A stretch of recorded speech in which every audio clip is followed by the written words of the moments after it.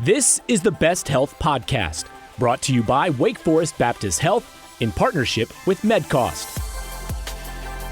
Hey, good day, everyone. Welcome back to the latest episode of the Best Health Podcast, brought to you by Wake Forest Baptist Health in partnership with MedCost. Justin Gomez here.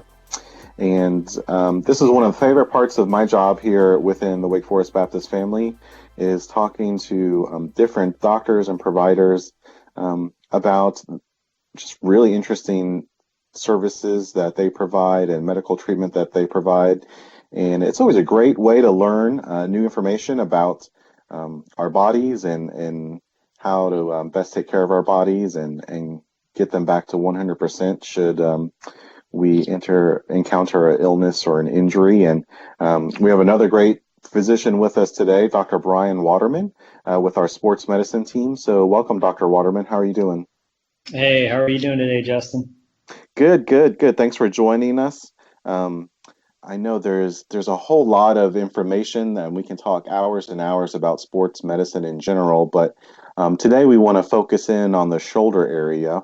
But before we do, if you want, just take two quick seconds, and we want people to get to know you a little bit. So if you wouldn't mind giving us a little bit of background for you and how you got into sports medicine. Yeah, no, thanks again for the opportunity to link up with you today. As you mentioned, I'm in my third year here, coming into Wake Forest, and really it's just been an awesome family to join into. Triad area is a huge selling point for both my wife and I, both of which have spent some time in the area. And sports medicine was a huge part of that draw, and to work with Wake Forest University and the unique relationship we have with Wake Forest Baptist Health was no small part. Mm-hmm. It's an awesome opportunity to be involved with the Atlantic Coast Conference and several of the unique opportunities here. But one of the unique parts about sports medicine and being grounded in a community is just to be able to take care of athletes of all types. I think sports medicine is more of a philosophy than it is a specific definition. A broader majority of the folks that I take care of don't actually engage in any sports whatsoever. They're just normal people taking care of their families and doing their job activities. But way we take sports medicine forward is trying to find innovative and minimally invasive ways of treating their problems in a unique way. And so everything gets individualized, and those are kind of some of the core principles or tenets of sports medicine, which I'm most excited about. Yeah, well, it's a great point, and I can, personally attest to that. As I've been a patient over at one of our sports medicine clinics a couple of times for different ailments or injuries here or there, and it's definitely been a great experience on a personal level. So one of the times that I did have to visit actually was my shoulder had a little bit of a bum shoulder, and that's what we're going to talk about today. Now, even zooming in around the upper extremity shoulder area, there's so much we can talk about.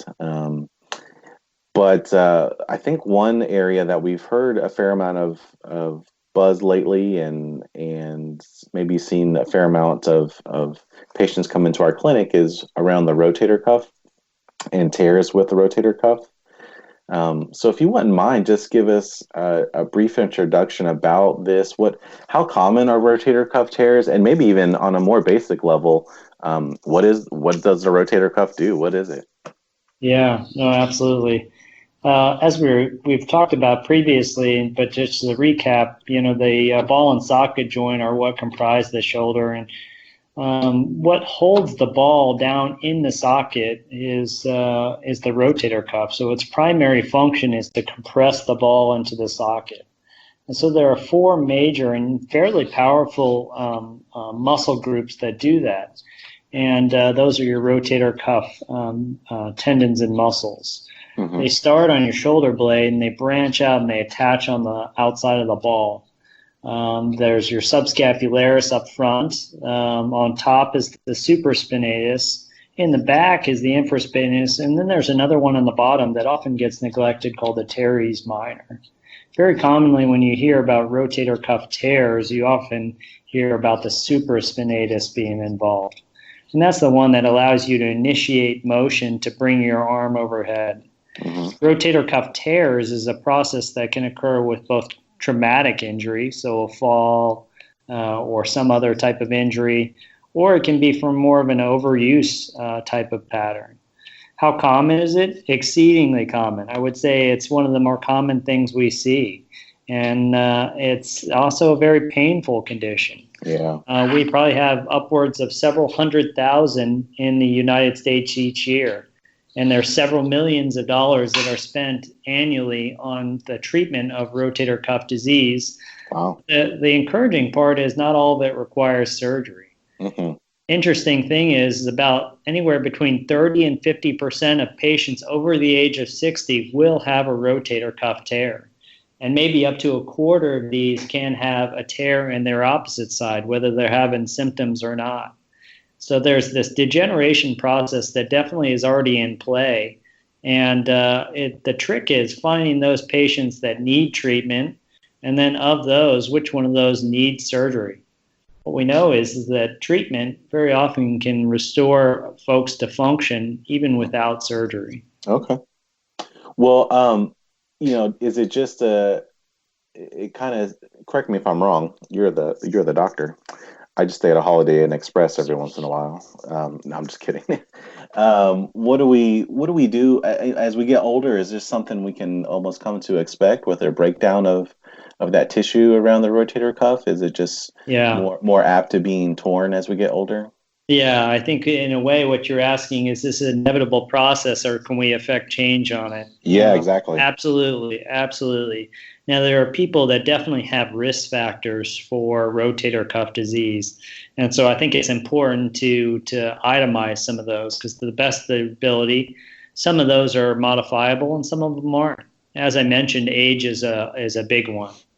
Age, we can't turn back the clock. In fact, I've just had a fairly large landmark birthday, and I'm starting to fall more into the weekend warrior category each day. Another one that's really critical for rotator cuff tendon health as well as rotator cuff tears is tobacco use, really of any variety, whether that's vaping to smokeless to cigarette use. For some reason, there's probably a vascular component or a blood vessel supply component that gets adversely affected by smoking. There's also an association, interestingly, with high cholesterol or hyperlipidemia, and so trying to keep that in check may have some benefits. Folks that are engaged in overuse or overhead activity, that can contribute just to repetitive wear and tear. And then there's also probably a familial history with it. That may be something that you inherit from your parents, either because of your new bony structure, your soft tissue composition, or maybe there are some other things that contribute to it. So those are all pretty common risk factors for having rotator cuff disease.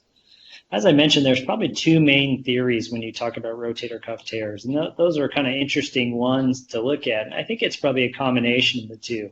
One is there's probably a loss of certain blood supply that goes to that area, so your ability to heal those little small scratches or scrapes within the rotator cuff tendon probably diminishes over time. Also, it almost loses a little bit of its knit or fabric, almost like a sweater. Starts to become frayed or pilled over time. And so those are more of the intrinsic or internal considerations for why rotator cuffs fail or start to tear. There's also this extrinsic or external theory, which is as you come up into an overhead position, you can encounter an abrasion or a rubbing of that rotator cuff on the kappa bone that sits on top of it called the acromion. Everybody's heard about somebody that's had a quote-unquote bone spur. And sometimes those bone spurs can contribute to worsening wear, or it can dig a hole into the rotator cuff. We debate that at length on whether those bone spurs are relevant or contribute. I do think that there's a role in certain tear patterns, but those are probably several of the theories on why it happened. Now, can you do stuff to try to avoid it? Absolutely. What you can do is obviously you can engage in a variety of different exercise activities, maintaining good rotator cuff mobility or flexibility. The cuff loves to have kind of that buoyancy or rubber band type of consistency to it. And the more it's able to maintain good flexibility and good cuff function, the more you're probably able to control how your body perceives pain and rotator cuff dysfunction. Because what we know is there's probably tears out there that do just fine. They are fairly silent in their presentation, and folks may not even know it. And so if you can take a tear and make it one that's less symptomatic, most people are content to continue to observe that. And good cuff mobility is probably one of the key things. Also, good posture, good ergonomics, making sure you have good strength and balance to your shoulder blade muscles and your low back muscles to counterbalance the strong pec muscle and biceps that often causes that shoulder blade to tilt forward and put a little bit more disproportionate stress on the shoulder. Gotcha. So you're reiterating to some degree what our primary care doctor maybe mentions to us about not using tobacco and making sure we're exercising and getting good nutrition, huh? Yeah, I would say all hope is not lost. You can definitely, there are a variety of different strategies. I always tell people I'm not a teetotaler. It's something that, especially if you have a rotator cuff tear, what I know is that I can make your tear heal better with surgery if you've quit tobacco at least 3 months prior to surgery. Yeah. I can take your success rates and I can probably boost them at least by an order of 10-20% according to the existing data. And that's because it allows me a better blood supply and a better healing capacity. So all your lung and other considerations aside, it definitely has repercussions on how you heal after soft tissue surgery in sports medicine. Gotcha. So, if my shoulder is bothering me, if it's hurting, you mentioned earlier that it sometimes does not feel good at all. It can have some noticeable pain or, are there other symptoms that maybe to lead us believing that it's a rotator cuff tear? Or when someone comes into the clinic with shoulder pain, how do you go about that? It's a great question. And pain is definitely one of the heralding symptoms. And I would even say night pain, that night pain that prevents you from sleeping on it. For instance, I was dealing with a father that plays racquetball anywhere between 3 and 5 days a week. He's out in Denver, Colorado. He lives a very active lifestyle. For about the past 6 weeks or so, he has had pain at night. And so he has definitely gone through some of this treatment, and we've been coaching him through some of the things that he's supposed to do. But now, because it's failed to improve over a period of time, we've gotten him in to see a doctor. So pain is definitely one of those chief ones. The other things are any weakness or mechanical symptoms. Weakness is assessed mostly on my exam. You may note subjective weakness if you have a rotator cuff tear, or for larger tears, if it's one where you have a hard time lifting your shoulder overhead, that can be a concerning feature to it. Those mechanical symptoms are more of that popping or catching sensation, and that's typically in association with pain. Our shoulders will very often make noise. That's not necessarily a bad thing. But when it's associated with pain, that's one we get a little bit more concerned about. And then lastly is just really the test of time. If it's failing to get better over a period of anywhere, say, 4 to 6 weeks of observation and modifying your activity, then that's something that I would definitely encourage you to have it evaluated, because very often those with the shorter duration of symptoms, we can do things to make them better in a relatively quicker turnaround. Gotcha. So when someone comes in and you go through your exam and you're like, man, I'm thinking this might be a rotator cuff issue. Is there degrees of how damaged or injured the rotator cuff is? Is it just, I think you mentioned a little nick earlier, but I assume it can be a full tear and just totally ripped, right? Yeah, well, we talked about how common having a full thickness or partial thickness rotator cuff tear is, anywhere up to 50% over 60. But yeah, there are varying shades of gray in shoulders. And if you look at up to 80% of throwers will have some abnormality in their rotator cuff as you evaluate them by MRI. So obviously MRI or sometimes an ultrasound can offer us useful information trying to grade the thickness of the rotator cuff tear. But usually when we look at tears, we want to see, is this a tear pattern that I'm able to cause to be uncomfortable with our special tests? And if it does, then I correlate that with their MRI. And that's why a physical exam is so critical for identifying things. Because very often you can see abnormalities on the MRI that don't necessarily contribute to the way people are presenting in clinic. Kind of a critical threshold that I think we all look at is somewhere around 50% of the rotator cuff. If there's greater than 50% involvement of the rotator cuff tendon, then we know that oftentimes those are ones that will continue to have stress loading of the remaining rotator cuff tendon. And in fact, those can be some of the more painful ones we see. It's kind of like a snag in your sweater or your jeans. It's something that will continue to probably propagate over time. People always ask, will it heal on its own? It won't heal on its own because it really has a poor capacity to do that. That's one of the hardest things we get to do in sports surgery is try to get soft tissue or tendon to heal a bone. But with partial tears, they can be on the joint side, which we call articular-sided tears, or they can be on the other side facing the cap of bone, and we call that the bursal-sided tear. So there's bursal, articular side, and then there's this rare category that's only about 15% of the time. Those are called interstitial tears, and that's where it's almost like a sogginess or gelatinous nature within the rotator cuff tendon, and those can be painful as well. Those are ones that oftentimes you can deal with a variety of different interventions like physical therapy or sometimes a biologic adjunct or treatment like a PRP or platelet-rich plasma injection, or sometimes some therapeutic ultrasound can also be of benefit.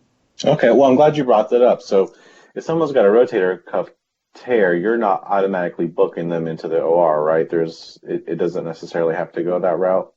No. In fact, there's a great landmark study that looked at this, really large-scale study, several hundred rotator cuff tears that came in, and there were a variety of different sizes, anywhere from the smallest, little small poke holes to 5 centimeters or almost 2 inches of retraction.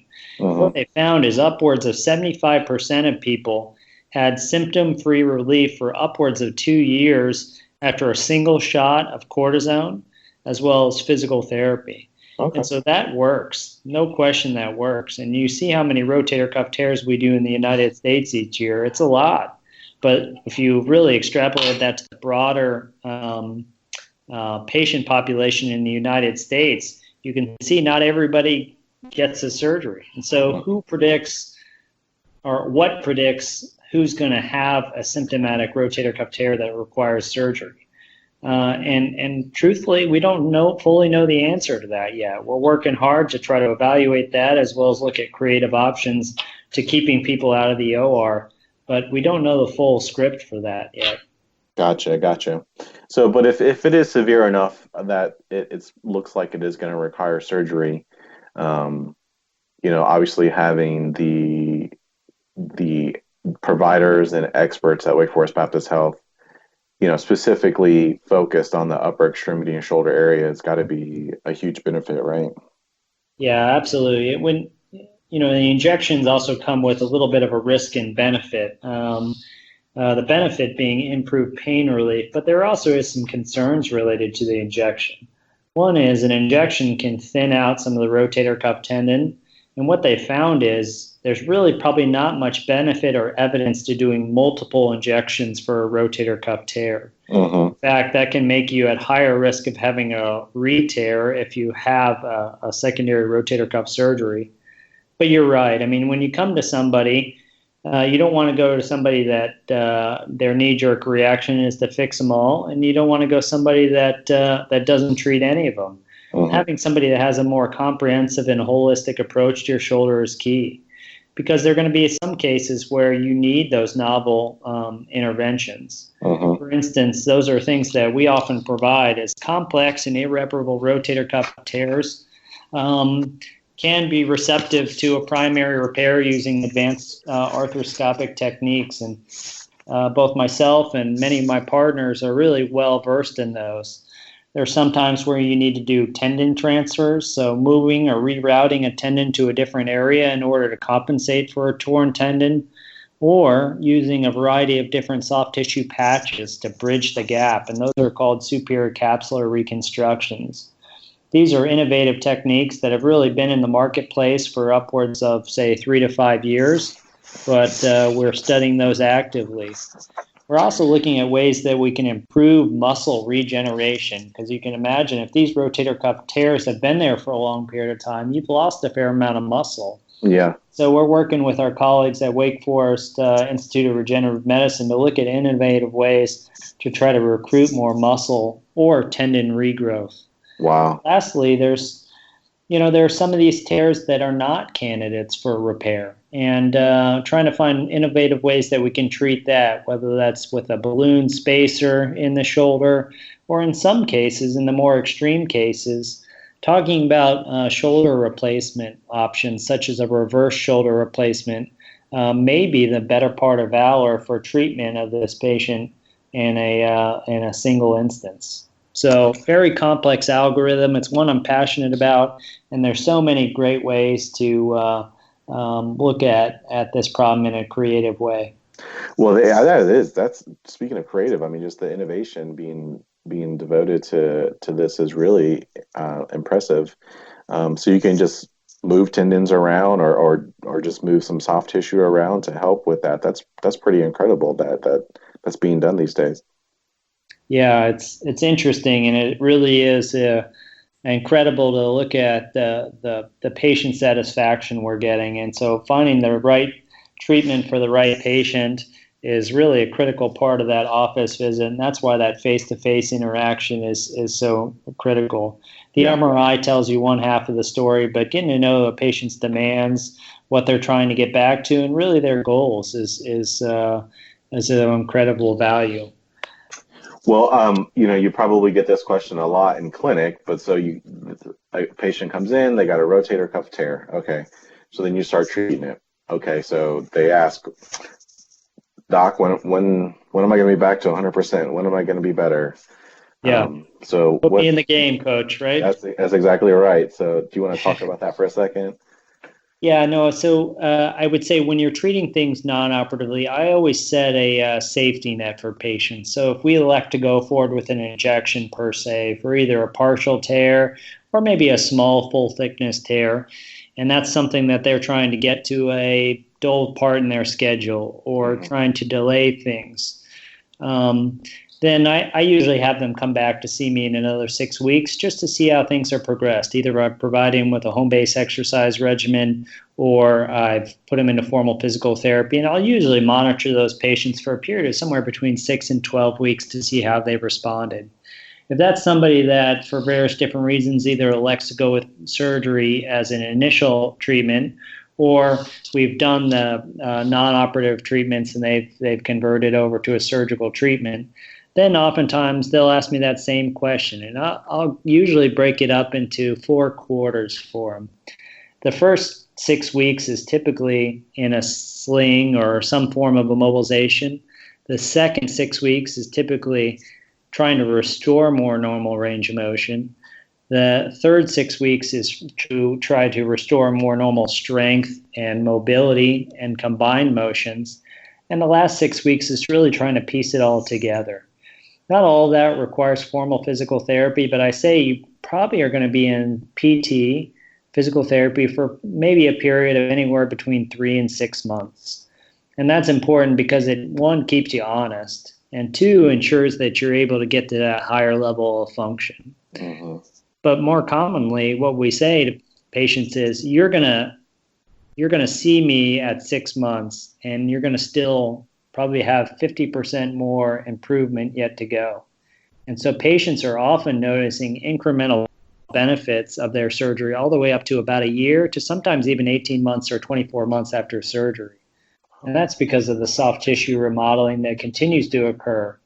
But what we know is that, knock on wood, with our results and our techniques, we've been able to engineer repair success rates and avoidance of further surgery in upwards of 90% of patients, which is pretty incredible because the broader reports in the literature are re-tear rates can be quite significant. In some series, anywhere between 25 and 40%. And when we pool our rates together and look at the rates of re-tear, it's probably less than 10%. Okay, that's very, very helpful. So, I think it's been informative, and we're wrapping up here with Dr. Brian Waterman, talking about rotator cuff tears. So if someone's having some shoulder pain, or they have a family member or a friend who has shoulder pain, Dr. Waterman, what do they need to do? What's kind of the first step they should come? They should make an appointment and come get checked out at one of the sports medicine locations, or what do you recommend? Yeah, I think very often when we present to our primary care providers, they may have some baseline level of knowledge, but we're really what we consider to be musculoskeletal experts at Wake Forest Baptist Health, and particularly within sports medicine. We have the unique honor and privilege of seeing and taking care of a lot of the folks in the community, and it's one of the things we're probably most passionate about. So getting into any of our clinic locations and seeing one of our experts. I'm a part of a great sports medicine team, but we also have upper extremity experts that are also well-versed and dually trained in shoulder surgery. And so I'm proud to call those partners. There's not a shoulder problem that you can present with that we don't have somebody that treats that condition. And so that's one of the things I'm most proud of within our system, is that we provide comprehensive care from either 6 months on the way up to the end of life care for a shoulder.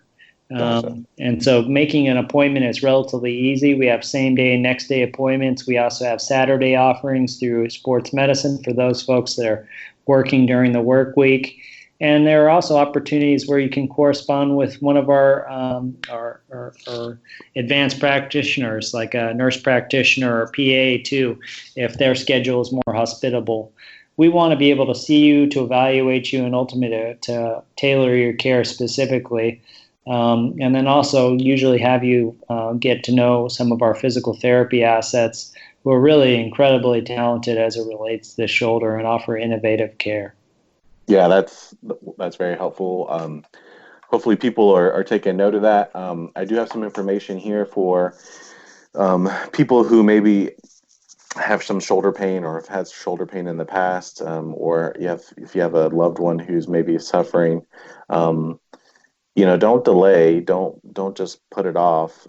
We encourage someone to reach out. They can give us a call at 336-716-WAKE, WAKE. You can also just go to our website, wakehealth.edu/sportsmedicine. And there's a lot of good information on there. You can make an appointment off of the website. You can look at all our providers, including Dr. Waterman, and get some additional information there. So, Dr. Waterman, this has been really informative. I appreciate it. And as always, thank you for what you do, and thank you for taking time to talk to us about making sure our shoulders are staying healthy. Yeah, it's my pleasure to be involved, and thanks so much for calling attention to this important area. We look forward to seeing any potential patients in clinic, and if I can help out in any way, don't hesitate to reach out. We're glad to see you. All right. Thank you so much, Dr. Waterman. Thanks, everyone, for listening, and hopefully you learned something about rotator cuffs and keeping your shoulders healthy. And we encourage everyone to check out our other Best Health podcasts as well at wakehealth.edu/podcasts. And until we chat next time, I want everyone to please try and be well. Thanks for listening to this episode of the Best Health Podcast, brought to you by Wake Forest Baptist Health. For more wellness info, check out wakehealth.edu and follow us on social media. Wake Forest Baptist Health, the gold standard of healthcare.